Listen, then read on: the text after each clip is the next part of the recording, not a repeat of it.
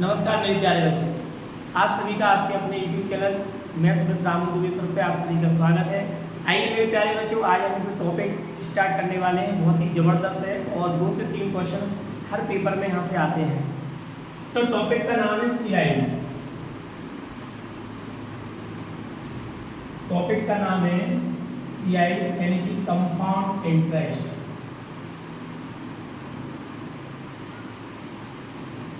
Compound interest यानी कि चक्रवृद्धि ब्याज। चक्रवृद्धि ब्याज ये टॉपिक है कम से कम पेपर में, चाहे SSC या कोई सा भी एग्जाम देना, 2, 3 एक सवाल तो यहाँ से हर पेपर में आएगा आपको। ठीक, तो हम इसको पहले बेसिक समझते हैं। बेसिक समझने के बाद डायरेक्ट तरीके समझेंगे, उसके बाद हम क्वेश्चन को सॉल्व करेंगे। तो इसके लिए सबसे पहले आप एक चीज ये समझो कि साधन ब्याज को समझ लो थोड़ा सा। कौन सी? कुछ साधन ब्याज, इसकी आवश्यकता पड़ेगी। साधन ब्याज का मतलब होता है SI = P × R × T बटे में आएगा आपका 100। ये चीज हमें पता होना चाहिए। अब यहाँ से थोड़ा सा एक चीज और समझो कि साधन ब्याज का मतलब क्या होता है। साधन ब्याज जो होता है वो R और T यानी कि R और T का ही प्रभाव पड़ता है। किस चीज का प्रभाव पड़ता है? R और T यानी कि जो इफेक्टिव डालता है, प्रभाव डालता है, वो डालता है आपकी R और T यानी कि दर और समय। ये 2 चीज का प्रभाव पड़ता है, ध्यान करना साधन ब्याज पर।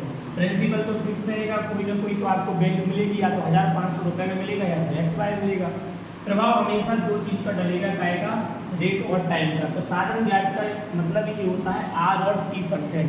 या तो RT% भी आप कह सकते हो SI, या फिर आप PRT भी कह सकते हो। अब थोड़ा सा समझो चक्रवृद्धि ब्याज में क्या होता है, साधन ब्याज समझो पहले। साधन ब्याज में क्या होता है? साधारण ब्याज प्रत्येक साल बराबर लगता है। साधन ब्याज प्रत्येक साल कैसा लगेगा? साधारण ब्याज प्रत्येक साल बराबर लगेगा। ठीक, एक चीज समझना। साधन पहले मैं बेसिक चीज समझा रहा है, उसके बाद फिर आप आगे जो बढ़ेंगे क्वेश्चन भी करेंगे। साधारण ब्याज का मतलब होता है प्रत्येक साल बराबर बराबर लगना। जैसे मान लो आपके पास 450 रुपये आपको 3 साल का ब्याज मिला। कितने साल का? 3 साल का। यदि 450 रुपये ब्याज मिलेगा तो 1 साल का कितना मिलेगा? 1 साल का मिलेगा 150। तो वो दूसरे साल का भी मिलेगा और तीसरे साल का भी ब्याज बराबर मिलेगा। कहने का मतलब ये है कि साधन ब्याज प्रत्येक साल बराबर होता है, लेकिन चक्रवृद्धि ब्याज में ऐसा नहीं होता। चक्रवृद्धि ब्याज में क्या होता है? ब्याज के ऊपर ब्याज, ब्याज के ऊपर ब्याज ही क्या होता है? CI होगा। ब्याज के ऊपर ब्याज क्या होगा? CI होगा। अब एक चीज और समझना, पहले साल का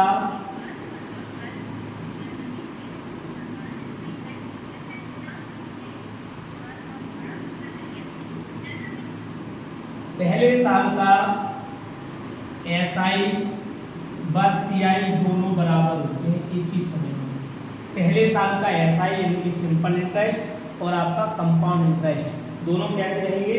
दोनों बराबर रहेंगे। अब बात समझो थोड़ा सा। सबसे पहले हम बात करें जब समय कैसा होगा? जब समय यहाँ पर वार्षिक हो। कैसा हो? जब समय वार्षिक होगा यानी ईयरली होगा। जब समय वार्षिक होगा तब क्या होगा? जब समय वार्षिक होगा तो यहाँ पर आपका टाइम यानी कि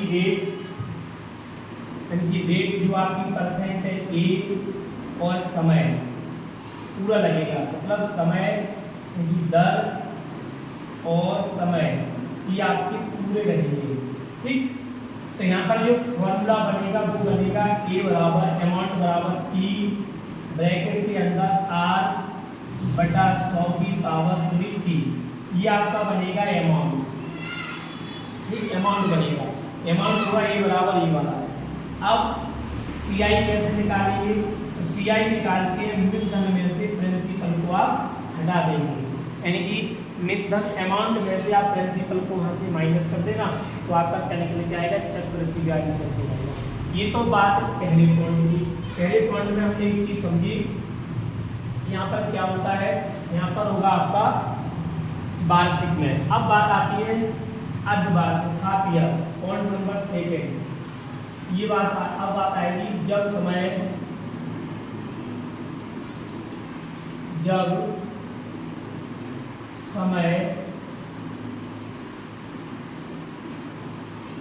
अर्धवार्षिक हो,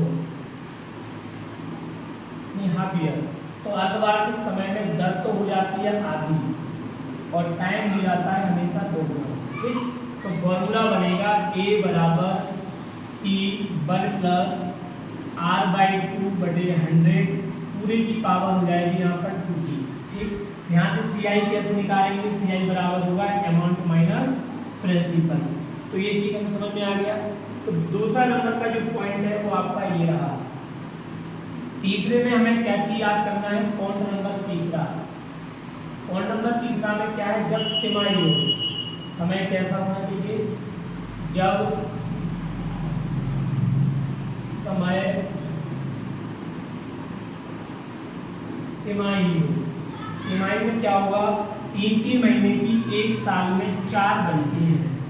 3 महीने की एक साल में कितनी बनेगी, टोटल 4 बनेगी। ठीक, तो यहाँ पर दर में हमें क्या करना है, 4 से भाग और समय में करना है 4 से गुणा। तो यहाँ पर फॉर्मूला आएगा 1 प्लस R/4 आएगा और पूरे के बटे में आएगा आपका 100, ऊपर हो जाएगा 40।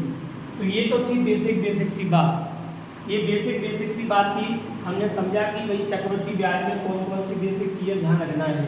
चक्रवृद्धि ब्याज में ब्याज के ऊपर ब्याज लगता है, एक चीज़ और ध्यान रखना अच्छी तरीके से। अब थोड़ी सी चर्चा और कर लेते हैं। मान लो अब ये जो बात लिखने जा रहा हूँ ये बहुत इम्पोर्टेंट है।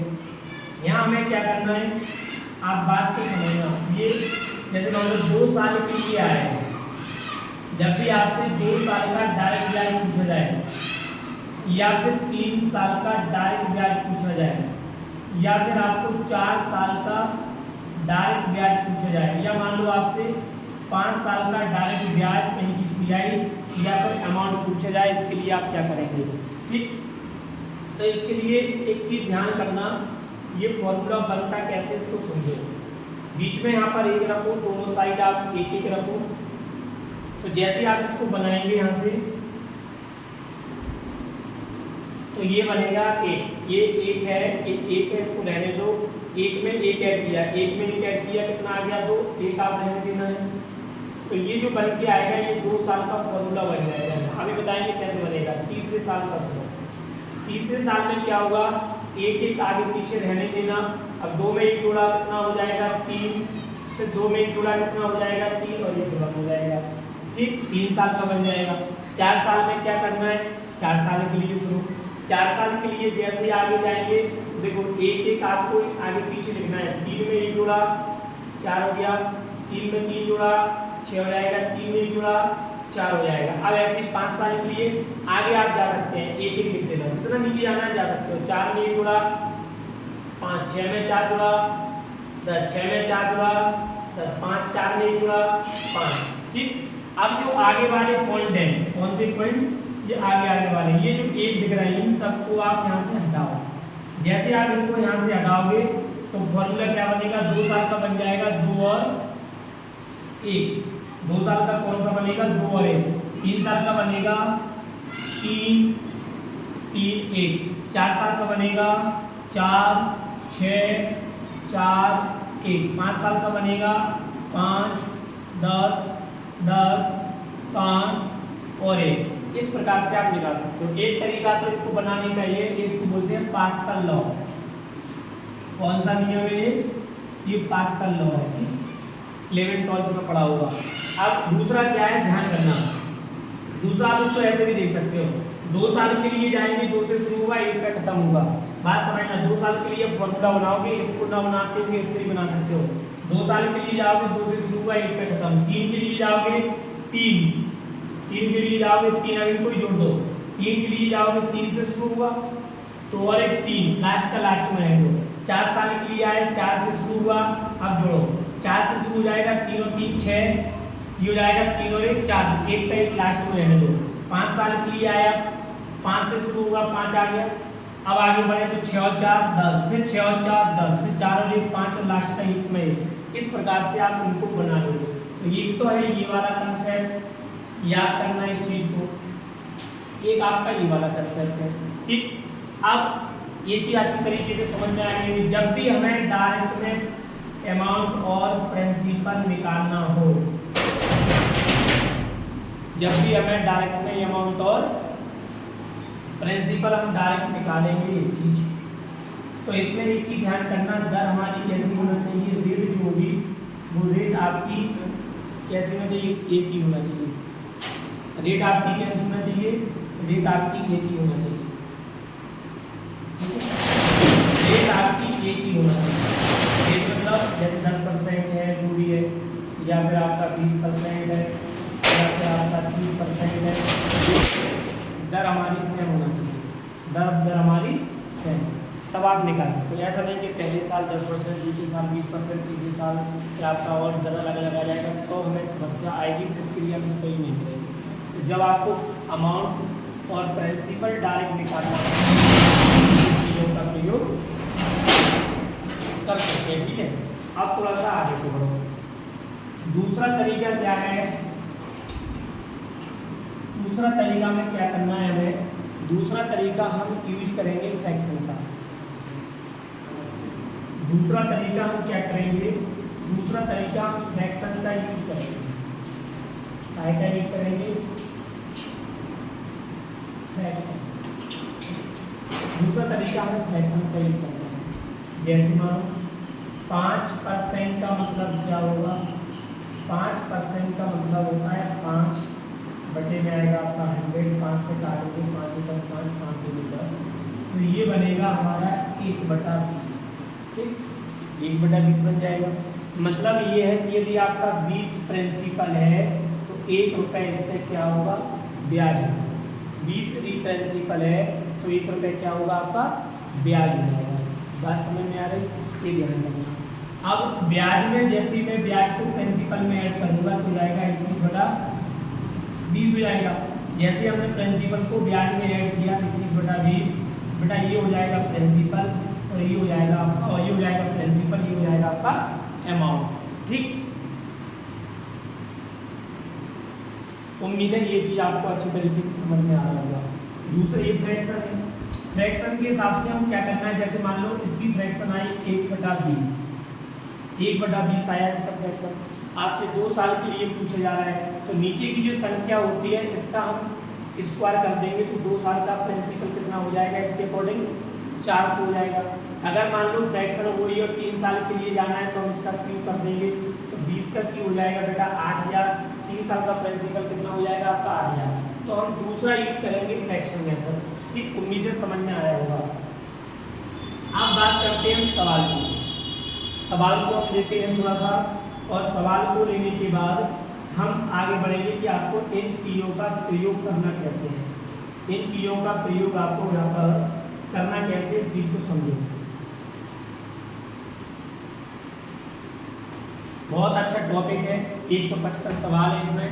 मैं आपको कंप्लीट वीडियो डाल दूंगा, लेकिन आप सबसे पहले क्या करना है, आप अच्छी तरीके से वीडियो को देखें, पॉज करके देखें, बार बार देखें, आपको अच्छा समझ में आएगा। पहली बार में चीज़ कम समझ में आती है, दूसरी बार में आपको ज़्यादा आएगी। तीसरी चीज़ हमें क्या करना है कि जिसने बच्चे ने भी चैनल को लाइक सब्सक्राइब नहीं किया है, आप चैनल को बिल्कुल बेहिचक लाइक कर दीजिए, सब्सक्राइब कर दीजिए और जुड़ जाइए और रेगुलर क्लास का आप आनंद लीजिए, ठीक है। बस आपको आनंद आएगा। उम्मीद करेंगे कि आपके भविष्य में आने वाले जो भी पेपर होगा उसके लिए बेहतरीन कंटेंट आपके लिए आएगा और आपका उसमें से पूरा पूरा फंसेगा। तो मेरे प्यारे बच्चों, आइए अब हम शुरू करते हैं अपना कौन सा पहला नंबर क्वेश्चन।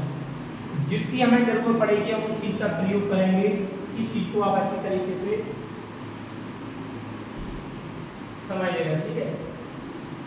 जैसे पहले नंबर का क्वेश्चन हमारे सामने ये रहा। पहला क्वेश्चन इस प्रकार से है। पहला क्वेश्चन आपके सामने बहुत ही लाजवाब है, और लाजवाब नहीं तो बहुत ही शानदार क्वेश्चन है। क्वेश्चन कह रहा है भैया कि प्रिंसिपल यदि 10,000 हो, दर आपकी 10% हो तो टाइम आपका 2 ईयर्स हो, तो बताओ इसका अमाउंट और CI क्या है। अमाउंट और CI पूछा है। ध्यान करना, मैंने जो कंटेंट लेके आया है, जो हमने स्लाइड बनाई है, वो इस तरीके से बनाई है कि छोटे से छोटा जो बिल्कुल स्टार्ट ही कर रहा है बच्चा वो भी, बड़ा वाला बच्चा भी समझे। तो मैंने बोला था जब भी आपको दर 1 मिले और सीधा मिले 2 साल के लिए पूछा जाए तो बेटा आपको याद करना है 2:1। 2 साल के लिए आपको इस चीज़ का प्रयोग करना है। पहला सवाल है, मैं आपको सभी तरीके से बताऊंगा, इस तरीके से भी बताऊंगा, पास्कल नियम से ही बताऊंगा, ट्री मेथड से ही बताऊंगा, फ्रैक्शन से ही बताऊंगा, सब सिखाएंगे। ठीक, थोड़ा ध्यान रखें, अच्छी तरीके से समझो। तो बेटा देखो दर कितना चल रहा है, दर आपके लिए मिले हैं 10%, तो 10,000 रुपये का आप 10% निकालो। 10,000 रुपये का जो 10% आएगा बेटा, 2 पटेंगे कितना आएगा 1000। तो आप इसमें कितने का गुणा करते बेटा, 1000 का इसमें मल्टीप्लाई करते। जैसे ही आपने 1000 का इसमें मल्टीप्लाई किया तो ये हो जाएगा आपका कितना, यहाँ पर 2000। अब आगे ये वाली यूनिट बचा है, इसके लिए फिर आप जो बची हुई राशि है उसका फिर निकाल लें। तो 1000 का 10% कितना आएगा बेटा 100, तो 100 का मल्टीप्लाई आप इसमें कर दें और गुणा करेंगे कितना आएगा बेटा, ये आ जाएगा आपका इतना। जैसे ही आपको यहाँ पर सॉल्व करोगे, इसको ऐड करोगे, ऐड करेंगे तो हमें आएगा यहाँ पर कितना बेटा 2100। 2100 जो राशि निकल के आई बेटा, ये हो जाएगा आपका CI। तो बेटा 2100 रुपये तो आपका CI हो गया। अमाउंट क्या होता है, अमाउंट का मतलब होता है प्रिंसिपल प्लस CI। तो अमाउंट निकल के आएगा, प्रिंसिपल था बेटा आपका यहाँ पर 10,000 और CI निकल के आया आपका 2100। ऐड कर दोगे तो ये आ जाएगा बेटा आपका 00121, यानी ये निकल के आएगा हमारा कितना 12,100। तो ऑप्शन नंबर जो आपका है बेटा, option number B is right answer आएगा इस क्वेश्चन के लिए। उम्मीद है कि आपको ये चीज़ अच्छी तरीके से समझ में आ रहा होगा। समझ में आ रहा है तो चैनल को शेयर जरूर करें। शेयर करने के साथ साथ मेरे प्यारे बच्चों, आप अधिक से अधिक बच्चों तक पहुंचाएं, ज़्यादा से ज़्यादा बच्चे हमसे जुड़ेंगे। और सब्सक्राइब करना ना भूलें, फिर आप आने वाली क्लास का कितना मजा आएगा। एक तरीका ये मैंने आपको बड़ा एक तरीके से बताया है, दूसरे तरीके के लिए जा रहे हैं, थोड़ा सा ध्यान रखें। आपको फिर दोबारा से दूसरा तरीका आपके सामने फिर आने वाला है। दूसरा तरीका क्या है देखो जरा, एक तरीका तो बेटा आपने ये देख लिया, दूसरा तरीका क्या है, दूसरा तरीका है ट्री मेथड वाला, वो भी आप सुनिए। तो मैंने बोला 10% दिया हुआ है, 10% का फ्रैक्शन बनाया 1/10। तो देखो राशि बेटा हमारी कितनी है, राशि हमारी 10,000 है। पहले साल लिख लिया करो, दूसरी साल लिख लो। 10% का मतलब 1/10, यहाँ भी 10% का मतलब 1/10। अब आपको क्या करना है, अब आपको तुरंत यहाँ पर बेटा ये निकालो, 10,000 का 1/10 कितना आएगा, 10,000 का 1/10 कितना आएगा, 10,000 का 1/10 आएगा 1000। पहली जगह लिख दो और दर बराबर है दूसरी जगह भी लिख दिया करो। ठीक, ये है पहले साल का ब्याज। पहले साल का ब्याज है CI पड़ रहा है, मैंने आपसे बोला था पहले साल का CI और SI दोनों बराबर होता है। तो वही आपका पहले साल का CI है, वही आपका SI है। अच्छे तरीके से इसको समझ में आ जाएगा। कितना आया था ये आया था बेटा 1000। अब बात आती है काय की, अब बात आती है ब्याज। तो ये जो आगे इस वाली राशि पे दर जाएगा, इस वाली राशि पे ब्याज लगेगा। तो 1000 का 1/10 कितना आएगा, 1000 का 1/10 आया मेरे भाई 100, तो 100 लगेगा इस पर। इस वाली राशि का हमेशा आगे वाली राशि पे ऐड होता जाता है, तो हमने इसको ऐड किया। अब बात समझना, क्वेश्चन नंबर ए CI क्या होगा बेटा, कितने सवाल बन सकते हैं यहाँ से समझो। क्वेश्चन नंबर ए CI क्या है, 1000 और 100, 2100 हो जाएगा बेटा CI। दूसरा क्वेश्चन पूछता है अमाउंट क्या है, 10,000 में 2100 ऐड कर दो तो ये हो जाएगा 12,100। ठीक, अगर पूछे तुमसे बेटा CI और SI का अंतर क्या है, तो CI SI का अंतर हमेशा ये वाली राशि होगी, पहली राशि को मत लेकर करो। तो अंतर कितना है आपका 100। उम्मीद है आपको ये चीज़ समझ में आया होगा। बेहतरीन तरीका है, बेहतरीन कंटेंट है, आपको अच्छे तरीके से समझ में आ रहा होगा। बढ़ते हैं नेक्स्ट क्वेश्चन की ओर।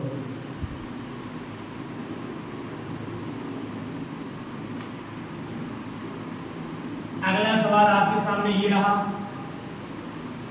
अब देखो निकालने को हमने सीख लिया, अब थोड़ी सी दर आप और कटक देखो। देखो हमें दर दिया हुआ है यहाँ पर कितना 65,62,500 रुपए की राशि 4% की दर से 2 साल का CI है। हम तरीका वो यूज करेंगे 2 और 1। तो देखो 62,500 रुपए है, 4% का मतलब होगा 4/100। 2 जीरो से 2 जीरो गुणा करोगे कितना हो जाएगा, ये जाएगा 5 को 20, 8 और 2 10, 1 24 और 1 25, कितना हो जाएगा आपका 2500 रुपये। तो भाई 2500 रुपये ये हो गया, तो यहाँ पर आप 2500 रुपये का गुणा कर दो, कोई दिक्कत नहीं, उम्मीद है समझ में आया होगा। अब बेटा आगे निकालो 2500 रुपये का, फिर निकालो बेटा 4/100, 2 जीरो से 2 जीरो पड़ जाएंगे, 25 दूनी 25 चौको 100, यहाँ भी कितना हो जाएगा आपका 100, यहाँ हो गया आपका 2500, इनको ऐड कर दो गुणा करके, तो 25 और 1 2600, सॉरी यहाँ गुणा करोगे तो 25 दूनी 50, 5000 प्लस 100 कितना हो जाएगा यहाँ पर हो जाएगा कि आपका 5100। तो कितना आ गया बेटा CI आया आपका सीधा 5100, ऑप्शन नंबर बी। उम्मीद है मेरे प्यारे बच्चों आपको ये चीज़ समझ में आ रहा होगा। थोड़ा सा आगे और चलते हैं अगला क्वेश्चन की ओर। अगला देखो मैं वो क्वेश्चन कराऊंगा जो आपको थोड़ा सा जो जरूरी हो, बाद बाकी बहुत क्वेश्चन है हमारे पास, तो इनका कोई और नहीं है, जो वास्तविकता में आपको सीख रहे हो, जिससे आपको सीखने को मिला है वो क्वेश्चन हम करेंगे। क्वेश्चन बेटा इस प्रकार से कह रहा है कि 6000 रुपये की राशि 10% की दर से 1.5 साल में CI क्या देगा, जबकि ब्याज कैसा हो, वार्षिक रूप से संयोजित हो। ये ध्यान रखना है, ब्याज अर्धवार्षिक होता तो हमें इसको डबल करते। अब बात समझो, हमें करना क्या है, ठीक है, हम क्या करेंगे इसको। अब देखो यहाँ पर 1.5 साल आ गया, या तो 1.5 का दुगने पर चले जाओ आप, तो दर क्या करेंगे, दर को करोगे आप यहाँ पर कैसा, 1.5 साल है, 1.5 साल का मतलब है 1 साल पूरा है और आधी अलग, ठीक। या फिर इसको ऐसे देखो कि 6-6 महीने के 3 कोऑर्डिनेट बन रहे हैं, या फिर आप इसको ऐसे देखो कि 10% का मतलब क्या है, 10% का मतलब 1/10। पहले साल जाओ, दूसरे साल जाओ, दूसरा साल जाना जरूर है लेकिन वो भी कितने समय के लिए, 6 महीने के लिए। तो पहले साल जो ब्याज लगेगा वो 1/10 लगेगा, ठीक, पूरा लगेगा। दूसरे साल जो ब्याज लगेगा, दूसरे साल मतलब 6 महीने, तो यहाँ पर दर बेटा आधी हो जाती है, तो ये हो जाएगा 5%, और 5% का मतलब होता है 1/20, तो यहाँ पर लगेगा 1/20, ठीक। अब हमें क्या करना है, अब राशि देखो कितना था, राशि था 6000, तो बेटा 6000 रुपये का 1/10 कितना आएगा, 6000 का 1/10 आएगा आपका 600, तो वो आप यहाँ भी लिख दो 600, यहाँ भी लिख दो, बस यहीं लिखना है, आगे मत बढ़ना क्योंकि दर अलग है। अब दोबारा से यहाँ निकाल देता हूँ 6000 रुपये का, मैं पहले बोला हूँ कैलकुलेटिव है बेटा, ये टॉपिक कैसा है, कैलकुलेटिव। 6000 रुपये का 1/20 कितना आएगा, 300 रुपये आएगा। अब ब्याज के ऊपर ब्याज लगना है, दूसरी वाली जो राशि है, अब जो आगे वाली जो राशि आ रही है, ये वाली जो राशि है, इस वाली राशि में इधर का ब्याज लगेगा, यानी 600 का 1/20 कितना आएगा, 30 आएगा। तो ये जो ब्याज है वो जुड़ेगा इधर, तो बेटा टोटल CI कितना हो जाएगा, 600 और 300, 900, 900 में 30 ऐड करेंगे 930, तो 930 हो जाएगा बेटा ये, यानी ऑप्शन नंबर आपका कितना है, ए। उम्मीद है आपको ये चीज़ अच्छी तरीके से समझ में आ रहा होगा, ठीक है बेटा। मेरे प्यारे बच्चों, इसके बाद जो वीडियो डालेंगे सेकंड वीडियो में इसके आगे के और क्वेश्चन आएंगे। तब तक के लिए जिस बच्चे ने चैनल को सब्सक्राइब नहीं किया, चैनल को सब्सक्राइब करें, अधिक से अधिक बच्चों तक पहुंचाएं और आपके अपना यूट्यूब चैनल पर लगातार वीडियो अपडेट रहें, देखते रहें। फिर मिलते हैं, ओके बाय, थैंक यू, धन्यवाद।